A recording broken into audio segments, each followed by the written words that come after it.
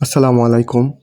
এই যে এতগুলা মানুষের মধ্যখানে যে লাশের কাঠি দেখতে পাচ্ছেন, উনি আমাদের রমাপুরের না, উনি আমাদের সারা উপজেলা, সারা চুনারুঘাটের একজন গর্ব ছিলেন। আমার চাচা, শ্রদ্ধেয় ছোট চাচা আমার শাহ মোহাম্মদ আব্দুর রব।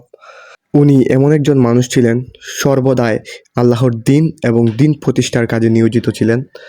এবং এবং উনি গ্রামের যদি কোনো মানুষ বা আমাদের সোনারুঘাটের যদি কোনো মানুষ কোনো বিপদে পড়ে, উনি সর্বপ্রথম যত বাধাই থাকুক না কেন, উনি সর্বপ্রথম আমাদের মধ্যে উপস্থিত হতেন। এবং এবং উনি আসলে এমন কোনো কাজ সমাধান হতো না, তা বলার বাইরে। আমাদের গ্রামের বিচার সালিশ যেখানে 1 সপ্তাহ লেগে যেত, ওনাকে একবার খবর দিলে উনি একবার এসেই তা সমাধান করে ফেলতেন।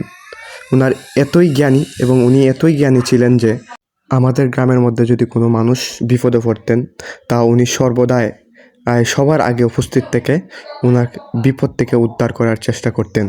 উনি কোনো বিচার সালিশ বা কোনো প্রোগ্রামে সর্বপ্রথম কার্যক্রম শুরু করার আগে আল্লাহর নামটি সর্বপ্রথম নিতেন। এবং উনি একজন সফল রাজনীতিবিদ ছিলেন এবং একজন ইসলামী আন্দোলনের একজন সর্বস্তক সৈনিক ছিলেন। এবং উনি হবিগঞ্জ জেলার দীর্ঘদিন যাবৎ বাংলাদেশ ইসলামী ছাত্র শিবিরের সভাপতি ছিলেন।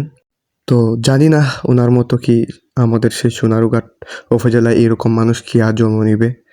তো আমি চাই আল্লাহ যাতে সোনারুঘাটে আরেকটাও এরকম মানুষ ঘরে ঘরে জন্ম দিক, যাতে মানুষের কাজে মানুষ নিয়োজিত থাকতে পারে। এবং ওনাকে নিয়ে যতই বলবো তা খুবই কম হবে।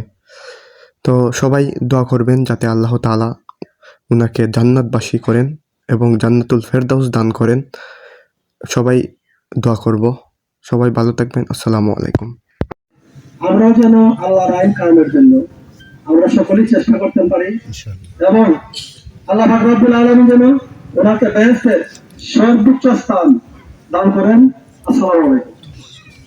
এরপরে বক্তব্য নিয়ে আসেন ওনার বাল্যকালের বন্ধু ও দীর্ঘদিন আন্দোলন সংগ্রামের সহকর্মী ডাক্তার শামসুর রহমান ভাই। আলহামদুলিল্লাহ রাব্বিল আলামিন ওয়াসসালাতু ওয়াসসালামু আলা সাইয়্যিদিল মুরসালিন ওয়া আলিহি ওয়া আসহাবিহি আজমাইন। সম্মানিত মুসলিম একরাম, আসসালামু আলাইকুম ওয়া রাহমাতুল্লাহ।